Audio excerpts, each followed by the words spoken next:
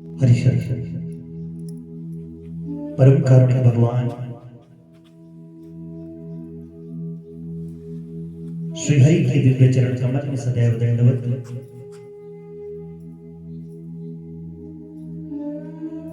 कथा प्रसंग विशेष पर आवाहित स्थापित एवं पूजित देव स्वरूपों को नमन करते हुए भगवान श्रीमन नारायण के वांगमय वाणीमय शब्दाकार अक्षराकार स्वरूप श्रीमद् भागवत महापुराण के इस पावनी कथानक ज्ञान गंगायन के सत्र में समवेत आचार्यगण भक्तिमती माताओं एवं आप सभी वेद दर्शन 4.0 चैनल के माध्यम से जो सुधी श्रोतागण इस कथा का रसास्वादन कर रहे हैं, उन सबके अंतरपटल पर उनके हृदय में विराजमान उन भगवान श्री हरि की जो प्राण शक्ति है, प्राण प्रिया है, आह्लादनी शक्ति है, मां राधिका सरकार को षष्टांग दंडवत नमन करते हुए आप सभी को हर हर महादेव, जय माता दी, जय श्री राधे, जय श्री कृष्ण, जय श्रीमन नारायण।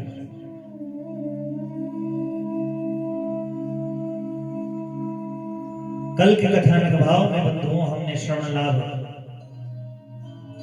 श्रीमद् भागवत महापुराण के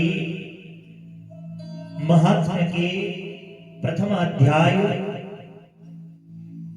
देवर्षि नारद की भक्ति से भेंट और इसके क्रमशः 5-6 श्लोकों का हमने श्रवण लाभ इस अध्याय का लिया, जिसके प्रथम श्लोक में हमने जाना कि वे भगवान कौन हैं, जिन श्री कृष्णचंद्र भगवान को परिपूर्णतम भगवान की संज्ञा दी गई है, उनका रूप कैसा है,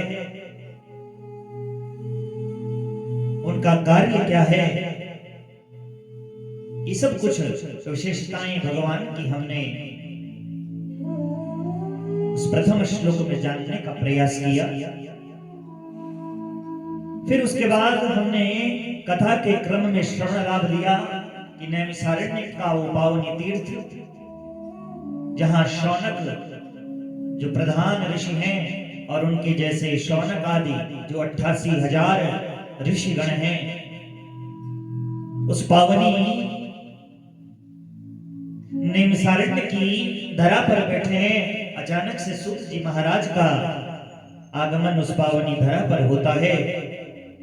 प्रश्न करते हैं शौनक जी महाराज, अज्ञानांधकार को हे सूत जी मिटाने का जो रामबाण औषधि है कथा स्वरूप की, या आपकी जो अमृतवाणी ज्ञान रूप की बरसती है, एकमात्र वही हमारे हृदय के अज्ञान रूपी अंधकार का नाश करने में सक्षम है। भक्ति ज्ञान वैराग्य से प्राप्त होने वाला जो विवेक है, उसकी वृद्धि ये सूत जी महाराज किस प्रकार से हो सकती है। और ये घोर जो कलिकाल वर्तमान समय में चल रहा है, नानाविध प्रकार के क्लेशों से आक्रांत जीव का हृदय हो चुका है। क्लेशाक्रांतस्य तस्यैव शोधने किम परायणम्। उन क्लेशों को कैसे दूर किया जाए और दैवी संपद, दैवीय शक्तियों से संपन्न कैसे उस मानव को बनाया जाए। सूत जी महाराज, आप इसका हमें विवरण बताएं कि कैसे ये कार्य सफल होगा। आए अब आगे का कथानक श्रवण लाभ लें कि आगे क्या वार्तालाप चल रहा है प्रश्न और उत्तर के क्रम में। आगे का क्या प्रश्न? वो शौनक जी महाराज उन भगवान सूत जी से कर रहे हैं, जिसके फलस्वरूप आगे चलकर हम आप सबको 335 अध्यायों में संकलित किया हुआ 18,000 श्लोकों का यह पुराण तिलक श्रीमद् भागवत महापुराण संहिता श्रवण लाभ हेतु मिलती है। गुरु कृष्ण चंद्र भगवान की, श्रीमद् भागवत महापुराण की, राधिका मैया की। बड़ा अनूठा प्रश्न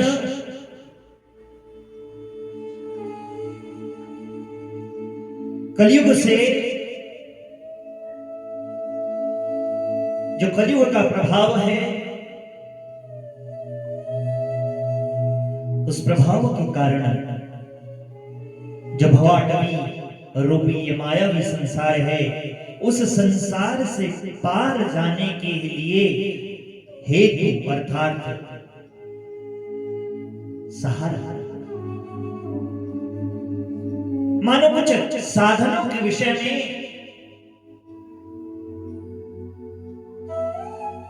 वो शौनक मुनि सूत जी महाराज से जानना चाहते हैं। जैसे उदाहरण के लिए बंधुओं, आपको नदी के दूसरी ओर जाना है, साधन की आवश्यकता पड़ती है। आपको एक नाव की आवश्यकता पड़ती है, उसे खेने वाला एक नाविक, उस नाविक की आपको आवश्यकता पड़ती है। एक साधन की हम आप सबको आवश्यकता पड़ती है। कितना प्यारा भाव कह रहे हैं, श्रेयसां यद भवे श्रेयः पावनानां च पावनम् कृष्ण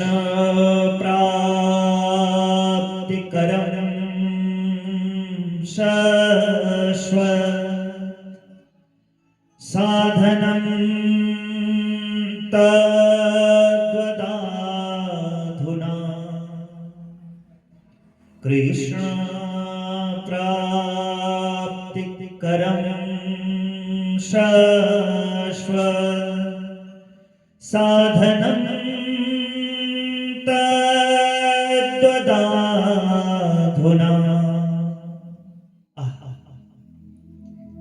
बड़ा ही भाव विभोर कर देने वाला बंधुओं ये प्रश्न। धन्य है ऐसे ऋषि मुनि, धन्य है ये भारत की माटी, भारत की ये भूमि, जहां ऐसे संत पैदा होते हैं। और धन्य है फिर वे संत जिनके ऊपर उन श्री राधिका मैया की, उन श्री बांके बिहारी की, उन गिरिधारी की अनूठी कृपा होने लगती है। तभी संभव है बंधुओं व्यक्ति के हृदय में ऐसे प्रश्न का उदय होना।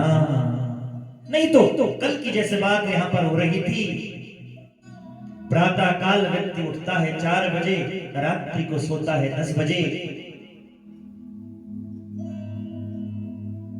4 से लेकर 10 बजे ये जो समय का अंतराल है 1 दिवस का, प्रश्न करें यदि हम स्वयं को अपनी आंखों को बंद करके बंधुओं सत्यता से भरा हुआ किंचित मात्र भी उसमें कोई ढोंग या प्रपंच नहीं, स्वयं से हम झूठ न बोले और प्रश्न करें कि क्या पूरे दिन भर में एक बार भी उन भगवान के निमित्त, भगवान को ही पाने के निमित्त एक बार भी ऐसी व्याकुलता हमारे हृदय में होती है? आप रेखांकित कीजिएगा बंधु, भगवान के लिए, भगवान के लिए, भगवान को पाने के लिए, अपने लिए नहीं, भगवान के लिए। अर्थात क्योंकि आप जानते हैं कि भगवान भक्तों के वश में है। आपने भगवान की ये रीति सुनी। अब भगवान के लिए हमने शब्द प्रयुक्त किया, अर्थात आप जानते हैं यदि मैं भक्त बन जाऊं भगवान के लिए, तो भगवान के लिए कौन भगवान को उनसे मांगता है, भीतर व्याकुलता को प्रकट करता है कि कब आपके दर्शन होंगे।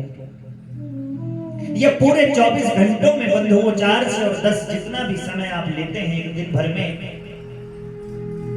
क्या जैसे व्याकुलता अपने पुत्र के लिए, अपनी पुत्री के लिए, अपने पति के लिए, अपनी पत्नी के लिए, अपने परिवार कुटुंबी जनों के लिए जिनमें आपकी आसक्ति है, उनके लिए यदि एक दिन उनका फोन ना आए, एक दिन उनसे बात ना हो, तो जैसे व्याकुलता इस हृदय में तब होती है, क्या एक दिन भी ऐसी व्याकुलता हृदय में होती है कि वो कृष्ण नाम आज जपा नहीं जा रहा? क्यों जपा नहीं जा रहा होगा? ऐसा क्या हो गया कि आज वो याद नहीं आ रहा? क्या तब ऐसी कोई व्याकुलता? सोचना होगा बंधुओं, ये सब कुछ संभव तभी है जब राम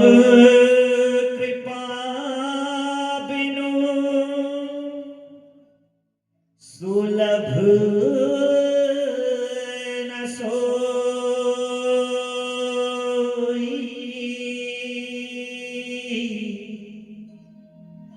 बिनु सत्संग विवेक न होई। श्रेयसां यद भवेत् श्रेयः पावनानां च पावनम्। ये सूत जी महाराज, अब आप हमें यहां पर 3 मांगों को रख रहे हैं, मानो 3 प्राप्त कर लेने वाली चीजों को कह रहे हैं, मानो शौनक जी एक साधन ऐसा दिला दो जिससे 3 चीजें हमें मिल जाएं। कौन सी 3 चीजें? श्रेयसाम यद भवेत् श्रेया पावनानां च पावनम्, और कृष्ण प्राप्ति करम शाश्वत साधनम तत्व दादुना। एक तो शाश्वत साधन, वो एक शाश्वत साधन हमें बताएं, पावनानां च पावनम्, जो सबसे अधिक कल्याणकारी और पवित्र करने वालों में भी पावनानां च पावनम्, पवित्रों में भी जो सबसे पवित्र।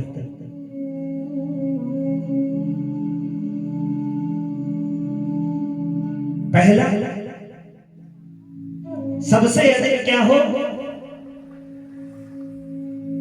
शाश्वत हो। दूसरा सबसे अधिक कल्याणकारी हो और पावनों में पावन हो।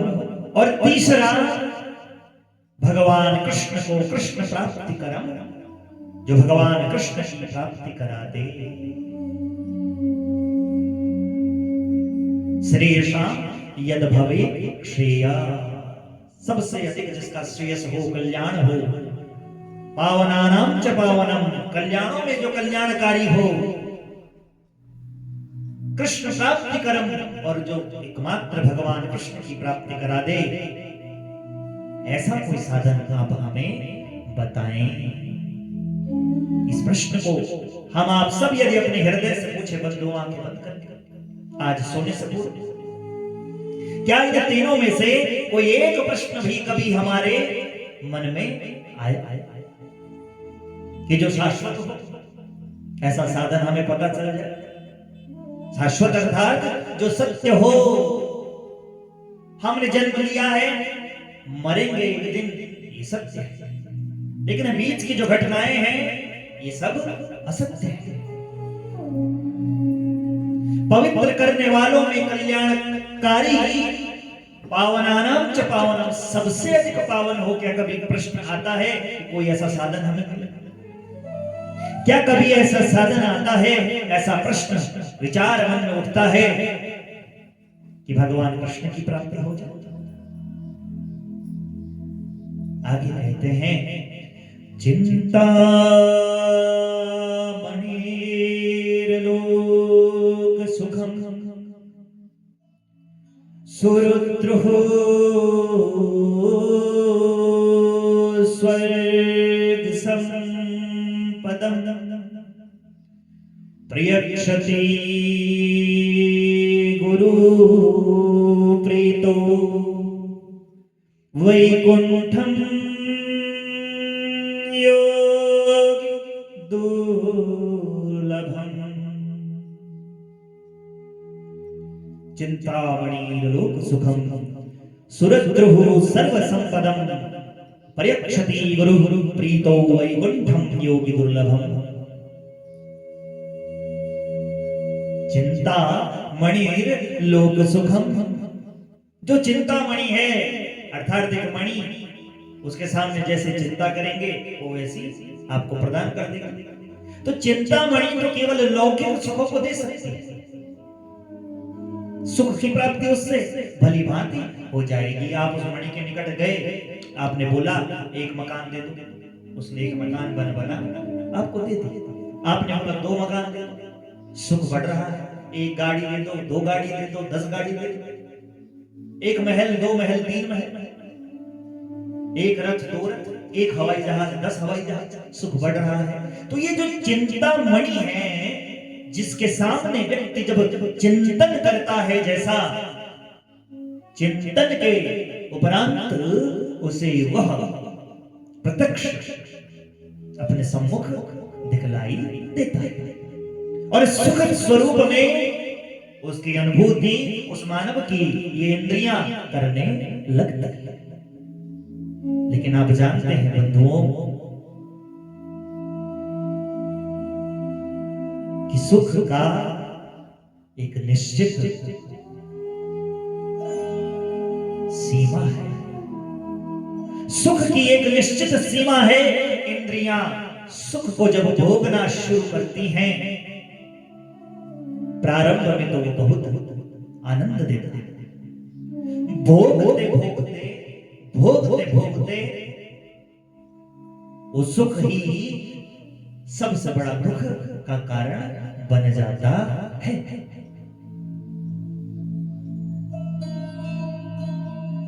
जैसे बार बार आपको कहा जाता है, आप भोजन करने बैठे, बहुत भूख आपको लगी है, बहुत भूख लगी है आज, और आपका मन आपकी जो पसंदीदा आपका जो भोज्य पदार्थ है, जो व्यंजन आप पसंद करते हैं, उससे 2 गुना आपको आज थाल पर परोसकर 56 भोग पावा दिए। आपने शुरू किया एक तरफ से, बड़े रस के साथ आप हर एक चीज का, हर एक व्यंजन का आप रसास्वादन कर रहे हैं। आपकी जो रसनेंद्री है, आपके हाथों को, आपके मुख को वो इतनी गति को प्रदान कर रही है मानो जो आपका उदर है, पेट है, वो भीतर की ओर सब कुछ खींचना चाह रहा है। सुख की प्राप्ति, पहला निवाला जब आपने अपने मुख में रखा, सुख रसनेंद्रिय और मांग रही है, दूसरा और मांग रही है। लेकिन जब 150, 200 रखते चले गए, अधिक रखने की कोशिश अब करेंगे बंधुओं, तो वही सुख अब किसमें परिणत हो जाएगा? दुख। एक तो कुपोषण होता है अर्थात भोजन की कमी, और एक होता है अति पोषण। कुछ लोग अति पोषण के शिकार हो जाते हैं और वर्तमान समय इसी का चल रहा है कि यहां अति पोषण है। और अति पोषण जब हो जाता है तो डायबिटीज, शुगर की प्रॉब्लम्स, बहुत कुछ रोग देखने को मिल रहे हैं। और जब वो सुख अपनी अंत अवस्था तक पहुंच जाता है, अब कष्टकारी होने वाला है कि वमन प्रारंभ हो जाएगा, वॉमिट, उल्टी शुरू हो जाएगी, बचेगा अजीर्ण वो पेट में करने लगेगा। कहने का अभिप्राय, चिंता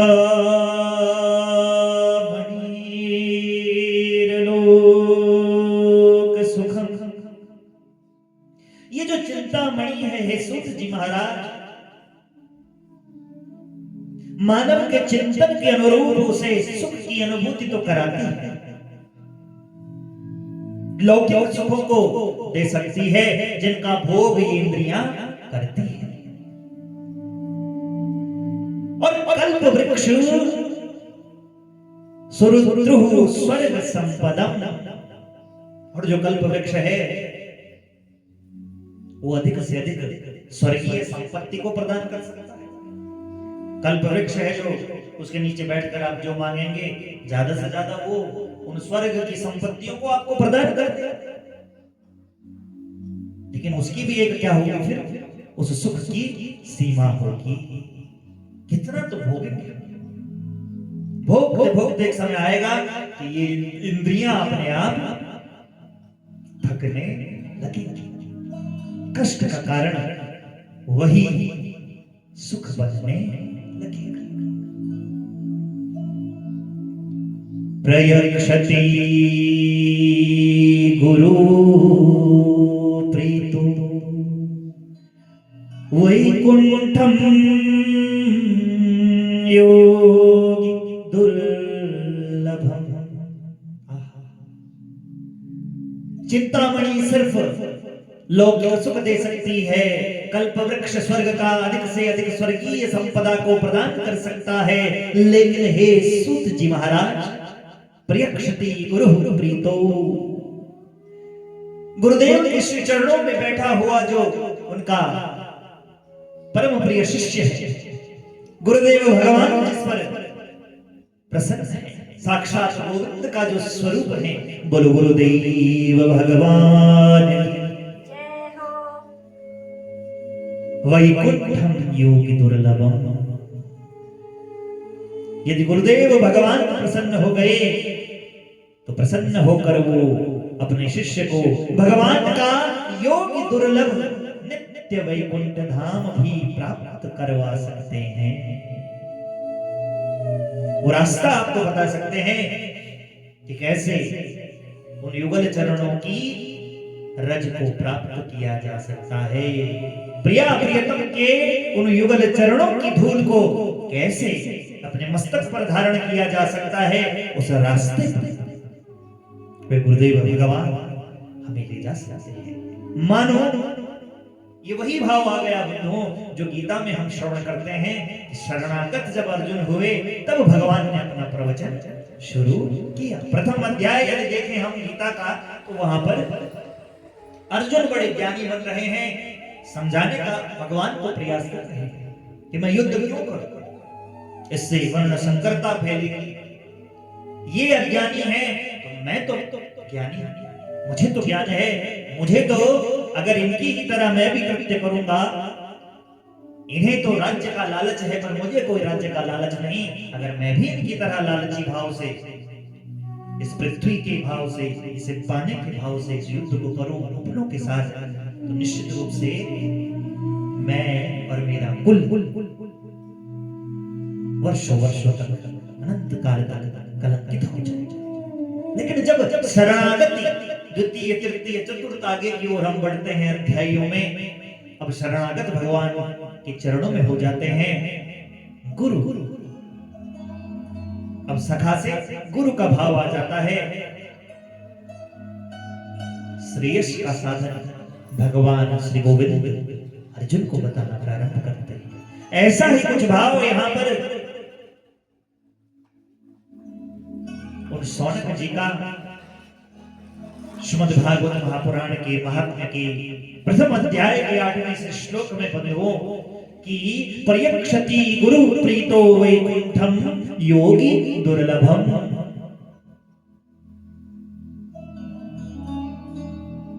यदि गुरुदेव भगवान की सन्निधि मिल जाए, और गुरुदेव है कौन बंधुओं?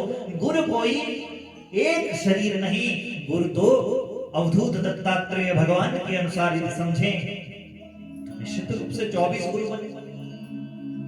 चींटी से सीखा, अजगर से सीखा, कपोत से सीखा, वायु से सीखा, आकाश से सीखा, यहां तक कि वैश्य से भी सीखा। कहने का आशय बहुत कुछ गुरुदेव भगवान की सन्निधि में मिल सकता है। और अब शरणागति, शरण में चले जा चुके हैं, शरण में बैठ गए हैं इस सूत जी महाराज कि अब आप हमें ज्ञान बताएं कि कैसे इस कलयुग से हम पार पाए। सूत जी महाराज की आंखें बड़ी नम हो चुकी हैं बंधुओं, क्योंकि कोई भी उच्च ज्ञान की अवस्था वाला व्यक्ति जिसके हृदय में ब्रह्म जागृत है, जो श्रीमन नारायण का साक्षात प्रतिबिंब है, निश्चित रूप से बंधुओं आंखें नम है आज सूत जी महाराज की ऐसे प्रश्नों को सुनकर। आत्म जिज्ञासा के संबंध में, अपने संबंध में, ब्रह्म के संबंध में, उन भगवान को पाने के संबंध की ये होड़, उस ज्ञान की अज्ञानता के साथ लगी हुई जो भीतरी जो होड़,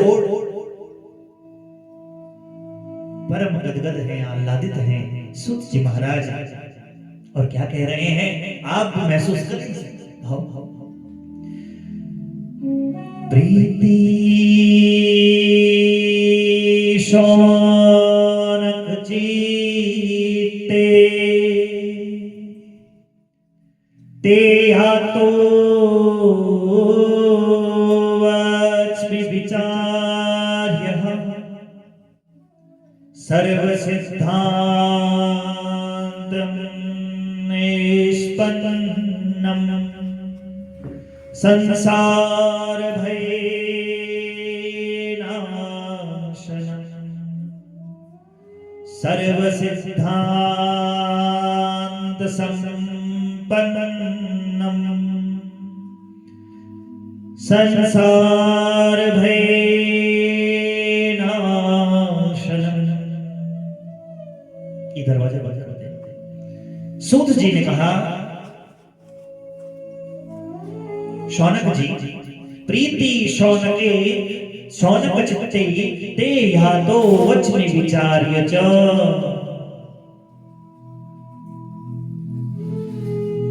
शौनक जी, तुम्हारे हृदय में भगवान का बड़ा निश्चल प्रेम है। प्रीति शौनके चित्ते ते यातो वच्मि विचार्य च। इसलिए विचार करके, मुझे भी बड़ा विचार करना पड़ रहा है कि तुम्हारे ही स्तर का ज्ञान मैं तुम्हें दूं। संपूर्ण सिद्धांतों का सर्व सिद्धांत निष्पन्नम, जो कुछ जीवन का मैंने सार समझा है, उन भगवान को जितना मैंने समझा है, उनके शब्द, उनकी लीलाओं को जितना मैंने जाना है,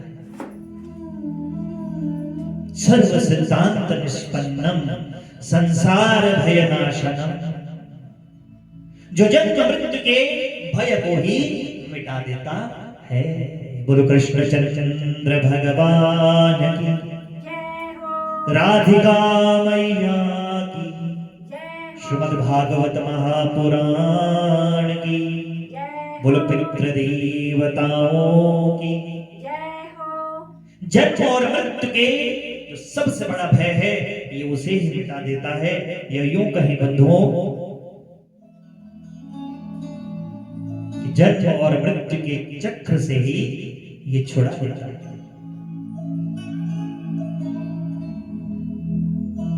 और बार बार मानव को इस धरा पर नहीं आना पड़ता।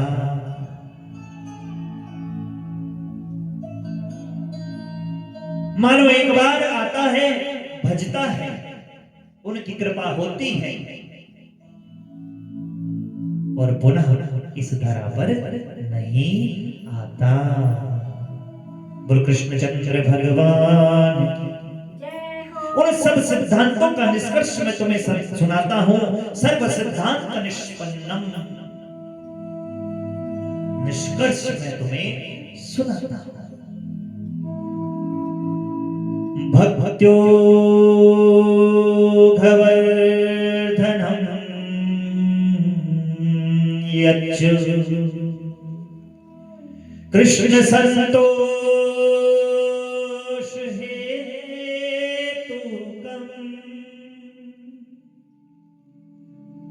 भक्त्यो घवर्धनम यच्च कृष्ण संतोष हेतुकम्, तदहं ते अभिधास्यामि सावधानतया शृणु। भक्त्योग वर्धनम यच्च कृष्ण संतोष हेतुकम, भक्त्योग वर्धनम जो भक्ति के आवेग को बढ़ाने वाला है, भक्ति के प्रवाह को जो बढ़ाने वाला है। कृष्ण संतोष हेतुकम, और भगवान कृष्ण की प्रसन्नता का प्रधान कारण है, एकमात्र कारण है। तदहं ते विधिष्यामि सावधानतया शृणु। उस सब का साधन मैं तुम्हें बताता हूं, तुम उसे सावधान होकर सुनो। आप सबसे भी अनुरोध, आप भी बिल्कुल सावधान हो जाएं। और बड़ा आनंद का ये विषय, डुबकी लगाएं भगवान श्रीमद् नारायण के मुख से प्रकट भई ये जो गंगा है, इस गंगा में बंधो। काल प्याल मुख ग्रास, त्रास निर्नाश हेतवे, श्रीमद् भागवतम शास्त्रम कलोकीरेण भाषितम्, श्रीमद् भागवतम शास्त्रम कलोकीरेण भाषितम्। बड़ा महत्वपूर्ण ये श्लोक बंधुओं। काल व्याल मुखग्रास त्रास निर्नाश हेतवे। बड़े गौर से इसका अर्थ समझे बंधुओं। प्रत्येक पल ये श्लोक हम आप सबके जीवन पर घटित हो रहा है। काल अर्थात सब, व्याल अर्थात अजगर, सर, काल व्याल मुख ग्रास, हम सब क्या हैं? समय रूपी अजगर के मुख के ग्रास। हम प्रसन्न हो रहे हैं कि हमारी आयु बढ़ रही है। आज हमारा हैप्पी बर्थडे है, जन्मदिन है, 1 महीने बाद मेरा बर्थडे आने वाला है, प्रसन्न हो रहे हैं। कल हमें घूमने जाना है, कब कल का दिन आएगा, हम प्रसन्न हो रहे हैं।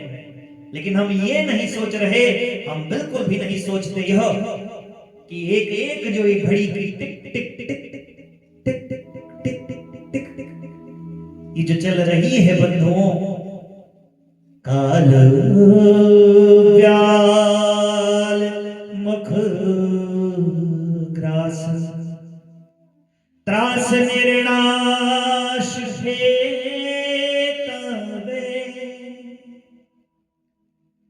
ये एक एक टिक टिक, एक एक पल, एक एक क्षण समय रूपी अजगर हमारी आयु का क्या कर रहा है? हरण कर रहा है। ये निगल रहा है मानो हमारे आयु समय को। धीरे धीरे शनै शनै बड़ी धीमी चाल से, हमें पता भी नहीं चल रहा। और ये कैसे निकल रहा है? मानो कल को बाल काले थे, धीरे धीरे सफेद, पहले 2 दिखे सफेद, फिर 4 दिखे सफेद, फिर एक तरफ का पूरा ही सफेद होने लगे, फिर दोनों तरफ का सफेद होने लगे, फिर आधा सिर दिखा सफेद, फिर पूरा ही सफेद हो गया। फिर दिखी एक हाथ की चमड़ी थोड़ी सी सिकुड़ी सिकुड़ी, फिर दोनों हाथ की सिकुड़ी सिकुड़ी, फिर पूरा मुख सिकुड़ने लगे, फिर पैर भी सिकुड़ने लगे। और एक समय आया कि अब तो उठा ही नहीं जा रहा। क्यों?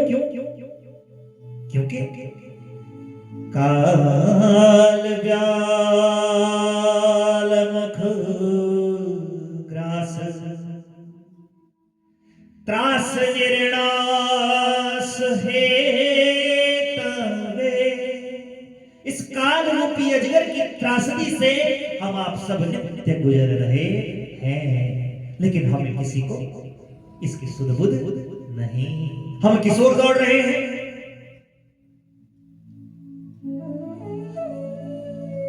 हम दौड़ रहे हैं मानो आंखें मूंद करके उस ओर हम देखना ही नहीं चाहते। सत्य पूछे बंधुओं या सत्य कहें बंधुओं, भागवत के दृष्टिकोण से यदि समझने का प्रयास करें, किसी भी अवस्था के मुख्यतः 40 वर्ष से ऊपर की जिनकी अवस्था हो चुकी और उससे भी मुख्यतया 50 वर्ष और 60 वर्ष की अवस्था के ऊपर जिनकी अवस्थाएं हो चुकी हैं, प्रमुख रूप से आप 60 वर्ष की अवस्था के ऊपर वाले व्यक्ति के पास आके बैठिए। मन किसी सेवा प्रतिष्ठित संस्थान या किसी प्राइवेट संस्थान में भी वह कार्यरत रहा या रही, और उसके बाद अब वह फ्री है, अब कोई काम नहीं। पूछे आप उससे कि उन्होंने जीवन में किया क्या। इस श्लोक के आधार पर समझे बंधुओं, कहना क्या चाह रहे हैं श्री सूत जी महाराज उन शौनक जी से। तो पूछे यदि हम उन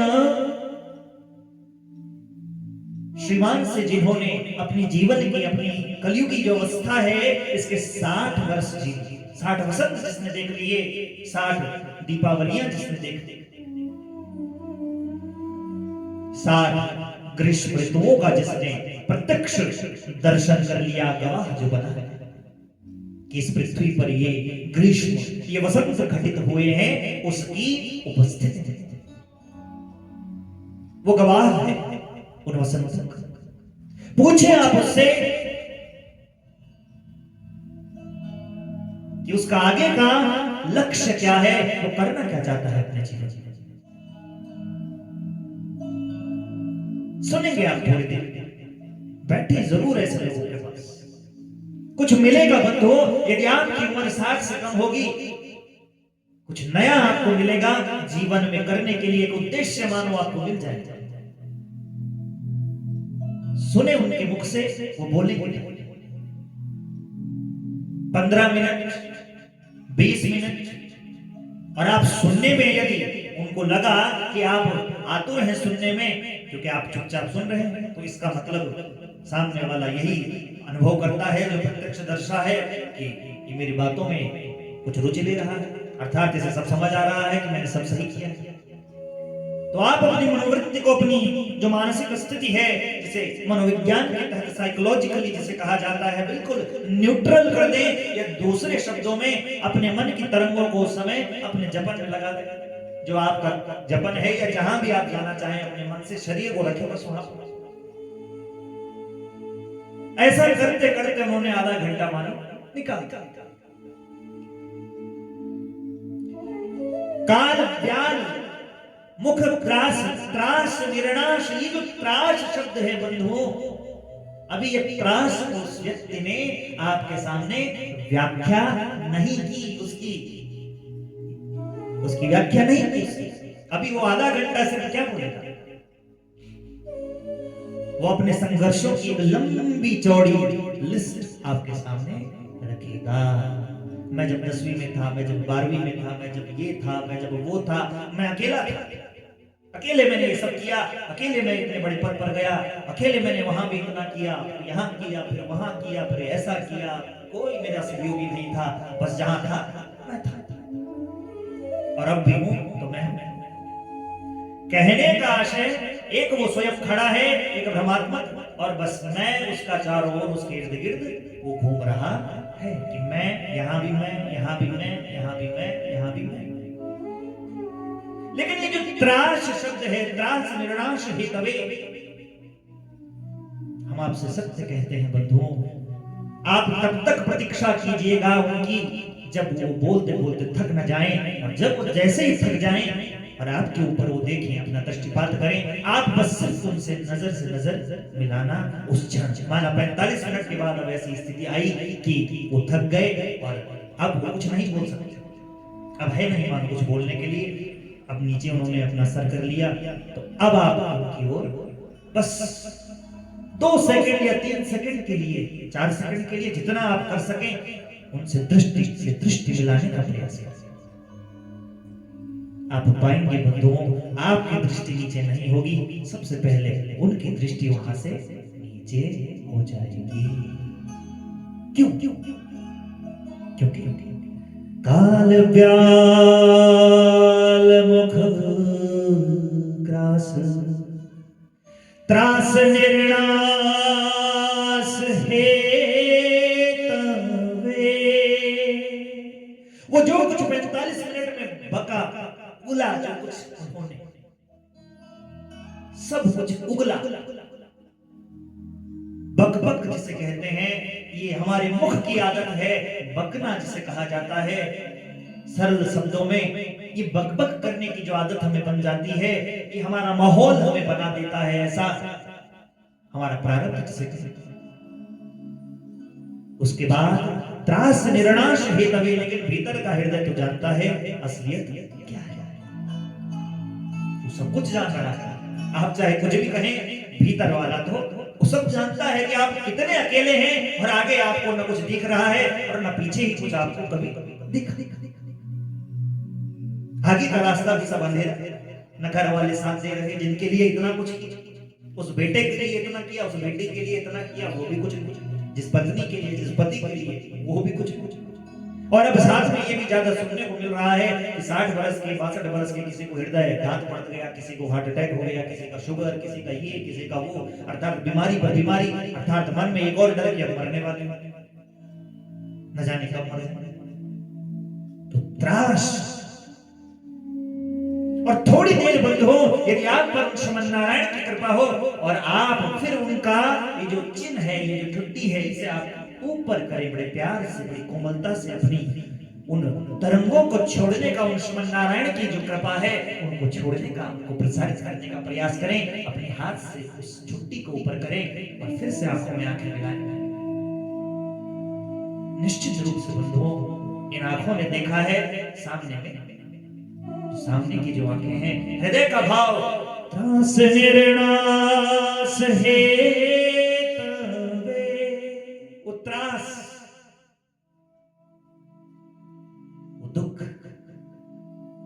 आसक्ति से मिला दुख।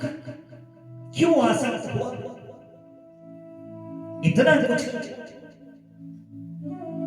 अपना कष्ट वो याद करेगा सब, और जिनके लिए किया वो पलट के नहीं पूछता। निश्चित रूप से वहां आंसू की। श्रीमद् भागवतम शास्त्रम। तो हे शौनक, सिर्फ और सिर्फ श्रीमद् भागवत शास्त्र ही एकमात्र साधन है। कलो कीरेण भाषितम, जो कि व्यास जी के पुत्र श्री सुखदेव जी के श्रीमुख से बोला गया है, वही एकमात्र साधन है जो व्यक्ति को इस काल रूपी अजगर के श्रीमुख में, उसका जो मुख खुला है और हम बिल्कुल पल पल उसकी तरफ जा रहे हैं या वो हमारी तरफ आ रहा है, कुछ भी कहीं, उससे यदि बचना है, श्री हरि की शरण में जाना है, श्री हरि हमें अपनावे, उनकी कृपा हम पर होवे,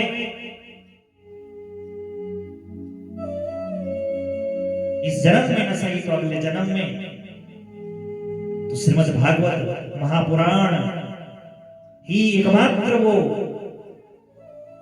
पुराण संहिता, भगवान कृष्ण का वो ज्ञान, वो लीलाएं, उन लीलाओं का प्रतिपादन उन सुखदेव भगवान ने परीक्षित के सम्मुख किया, जिसके कारण श्रवण करने से परीक्षित की तो मुक्ति हुई ही, हम आप सब जीवों की भी मुक्ति हो सके।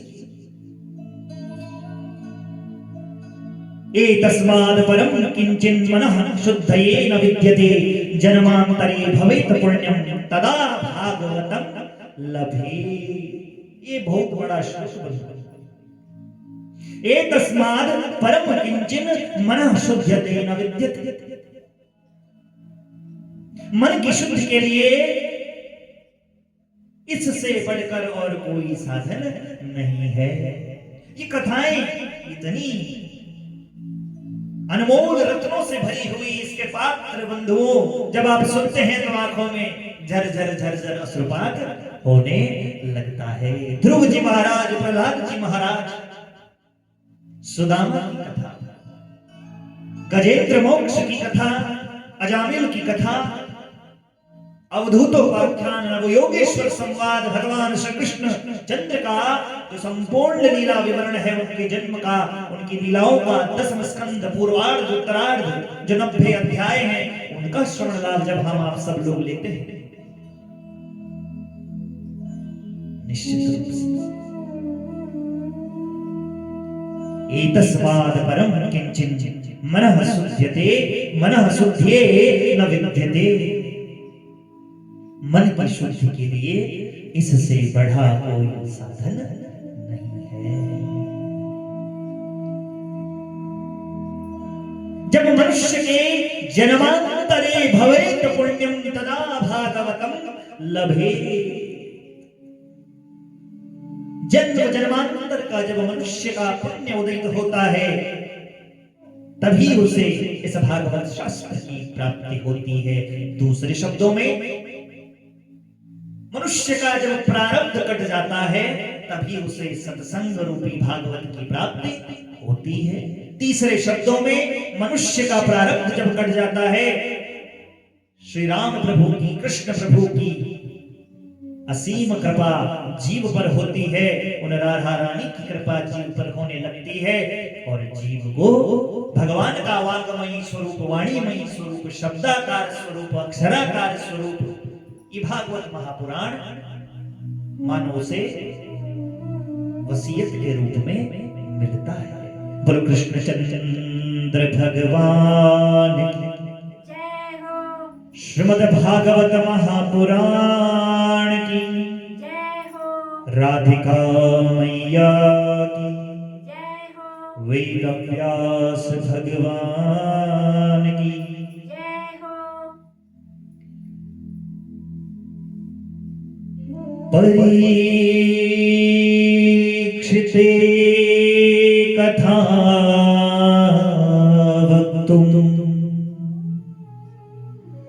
सभायां संस्थिते श्लोके सुधा कुंभं गृहीत्वैव देवास्तत्र समागमम्। बड़ा प्यारा ये कथा का भाव। परीक्षिते कथां वक्तुं सभायां संस्थिते शुके। जब सुखदेव भगवान ने राजा परीक्षित को श्री कृष्ण द्वैपायन वेद व्यास जी के द्वारा रचित श्रीमद् भागवत महापुराण सुनाने का उपक्रम प्रारंभ किया शुकताल में। बोलो शुकताल पवित्रतम क्षेत्र की जय हो। वर्तमान में जो मुजफ्फरनगर जनपद यूपी में विद्यमान है वो वटवृक्ष आज भी वहां पर मौजूद है। जाएं जरूर वहां का दर्शन करने बंधुओं। बड़ा प्यारा रमणीक स्थल। परीक्षते कथां वक्तुं सभायां संस्थिते सुके। जब सुखदेव जी की जो कथा करने की वो समय अवधि जो श्रीमद् नारायण के द्वारा रचित थी, विराजमान हो चुके हैं आज सुखदेव भगवान कथा श्रवण कराने के लिए वक्ता के रूप में और श्रोता के रूप में परीक्षित बैठे हैं। तब देवताओं ने सुधा कुंभं गृहीत्वैव देवास्तत्र समागमन्। देवताओं को पता चला इंद्र इत्यादि वो क्या लेकर आ गए? स्वर्ग का अमृत। महत्व बता रहे हैं बंधुओं इस कथा का कि स्वर्ग का अमृत लेकर आ गए किसके पास? और सुखदेव भगवान के पास। जब उनको क्या पता चला कि ये कथा शुकताल में शुकतीर्थ में होने जा रही है और स्वयं साक्षात परम हंस चूड़ामणि निवृत्ति परायण श्री वीतराग संत श्री सुखदेव जी महाराज के श्रीमुख से इसका श्रवण होने वाला है, इसका गान होने वाला है। दौड़े दौड़े देवता लोग चले आए क्योंकि ये कथा तो स्वर्ग में भी दुर्लभ। ये कथा तो सिर्फ इस मृत्यलोक में ही सुलभ है। शुक्रम नत्वा वदत् सर्वे स्वकार्य कुशलासुरः कथा सुधां प्रयच्छस्व गृहीत्वैव सुधामिमाम्। देवता लोग आप जानते हैं अपने कार्य को बनाने में बड़े कुशल होते हैं। वृत्रासुर का आपने आख्यान सुना है, आगे भागवत में भी हम सुनेंगे। नहीं मर रहा था तो दधी जी के पास गए ऋषि के पास और उनकी हड्डियां ही मांग लाई। अब वे थोड़े से ठहरे में जाने हड्डियां दे दे।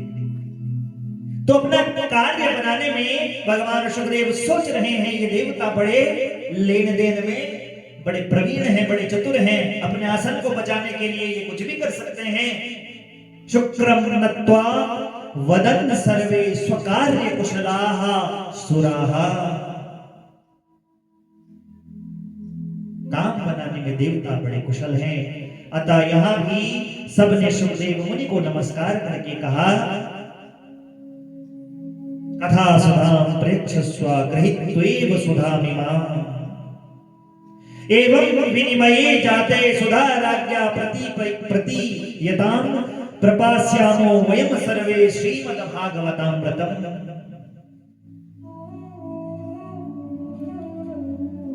ये अमृत हे सुखदेव भगवान आप ले लीजिए और कथा को हमें दे दीजिए। अर्थात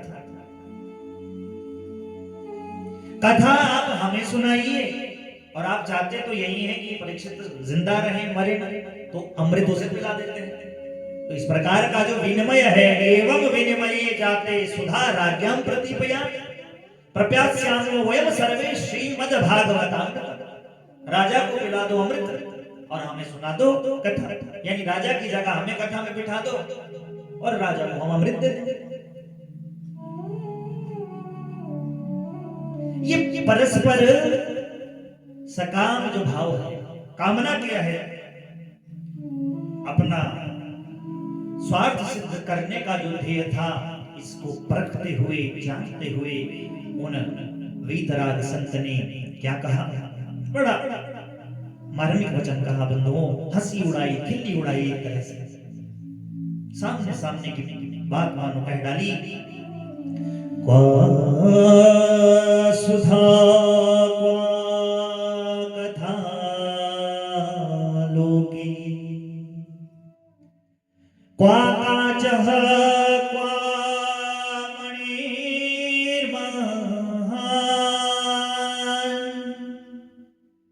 ब्रह्मरातो विचार्येवं तदा देवांचिहासः।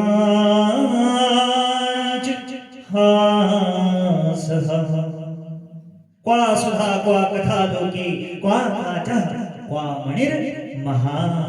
अरे कहाँ संसार में क्वा काचः क्वा मणिर्महान्, कहाँ संसार में कांच और कहां बहुमूल्य मणि। दिखते एक जैसे हैं, चमकते हैं, लेकिन कहां मणि कहां कांच। इसी प्रकार से कहां तुम्हारे स्वर्ग का सुधा अर्थात अमृत, और कहां अमृतों को भी अमृत अमर कर देने वाली, अमरों को भी और अमर कर देने वाली ये कथा।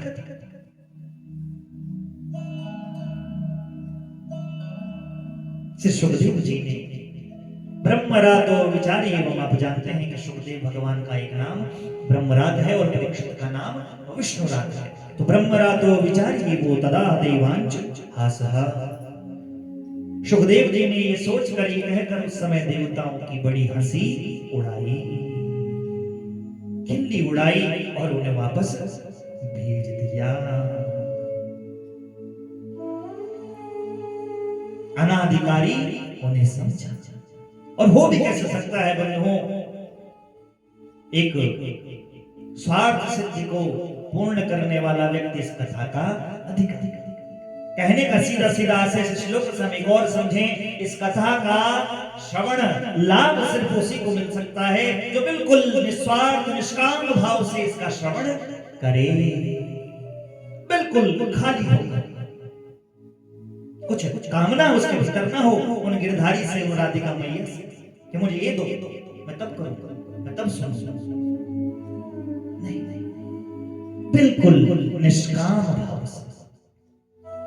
और आज की कथा का विश्राम श्लोक बड़ा ही प्यारा श्लोक, आगे का श्रवण लाभ हम क्या हुआ, कैसे हुआ,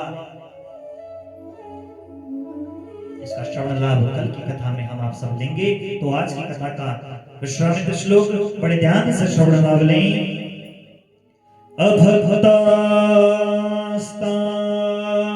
विज्ञाय न ददौ सा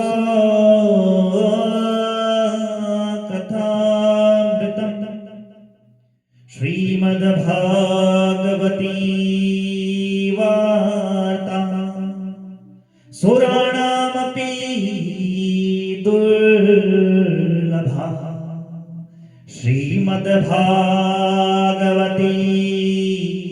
वार्ता सुराणामपि दुर्लभा। कितना प्यारा महत्व इस कथा का बताया है। अभक्तास्ताश्च विज्ञाय न ददौ सा कथामृतम्। उन्होंने देवताओं को भक्ति शून्य कथा का अनाधिकारी जानकर इस कथामृत का दान नहीं किया। अर्थात ध्यान रखना चाहिए कि कथा का कोई अनाधिकारी इस कथा का श्रवण न कर सकता। सबसे बड़ी इसकी अपरिहार्य सीमा। और श्रीमद् भागवती वार्ता सुराणाम अपि दुर्लभम, इस प्रकार कहा जा सकता है कि ये श्रीमद् भागवत महापुराण की कथा तो देवताओं के लिए भी दुर्लभ है। ये बात इससे क्या हो गई, सिद्ध हो गई। ये देवताओं को भी न मिली। बोल कृष्ण चंद्र भगवान जय हो, श्रीमद् भागवत महापुराण की जय हो, राधिका मैया की, जय हो, वेद व्यास भगवान की। जय हो। बड़े अच्छे अच्छे श्लोकों का अर्थ, भाव, प्रकटीकरण महात्म्य के इस प्रथम अध्याय में हम आप सब श्रवण लाभ ले रहे हैं बंधुओं। और निश्चित रूप से यदि आप बिल्कुल क्रम से इसका श्रवण, तदुपरांत चिंतन, तदुपरांत मनन कर रहे होंगे घर में जाकर, तो निश्चित रूप से धारणा फिर इन श्लोकों की और अंदर से फिर एक परिवर्तन स्वतः स्फूर्त आपको महसूस हो रहा होगा। कुछ अपने आप परिवर्तित मानो मन की स्थिति हो रही होगी। रहस्य ही इन श्लोकों का भागवत के कुछ अनूठा, जिसे हम साधारण इंग्लिश के शब्दों में, अंग्रेजी के शब्दों में क्या कहते हैं, वाइब्स ही इन श्लोकों की कुछ ऐसी तरंगे ही, कुछ वेव्स ही कुछ ऐसी कि ये जितने भी रोग हैं, कल की कथा में हमने सुना था कि मूल रूप से मन के रोगों के लिए ही भागवत का निर्माण हुआ है। डिप्रेशन, स्ट्रेस, एंजाइटी, चिंता, अवसाद, दुख, इन कष्टों का निवारण, इन भवरोगों का निवारण एकमात्र जो औषधि है, वो औषधि सिर्फ और सिर्फ कथा रूपी भगवान का स्वरूप है। एक बार पुनः व्यासपीठ से आप सभी के दीर्घायु, स्वास्थ्य लाभ और आपकी जो आध्यात्मिक यात्रा है बंधुओं, उसमें दिनों दिन प्रगति हुए। दिनों दिन भगवान श्रीमन नारायण मां राधिका की कृपा आप पर बरसती रहे। आप इस योग्य बने, इस पात्र बने, इसके अधिकारी बने, ये कथा आपके हृदय में अपना स्थान बना सके, या यूं कहें आप वो पात्र बने जिसमें ये कथा ठहर सके। ऐसी आशा और ऐसी उन श्रीमन नारायण, उन बद्री विशाल भगवान, केदारेश्वर महादेव, उन वेद व्यास भगवान जी से ऐसी प्रार्थना करेंगे। और एक बार पुनः आप सबके हृदय में विराजमान भगवान श्रीमन नारायण की आराधनी शक्ति श्री श्री जी के चरणों में साष्टांग दंडवत नमन करते हुए आप सभी को हर हर महादेव, जय माता दी, जय श्री राधे, जय श्री कृष्ण, जय श्रीमन नारायण। बोलो जय मैया की, कृष्णचंद्र भगवान की, श्रीमद् भागवत महापुराण की, राधिका मैया की, वेद व्यास भगवान की, श्री सुखदेव मुनि महाराज की, परीक्षित महाराज की, सत्य सनातन वैदिक धर्म की, धर्म की, अधर्म का,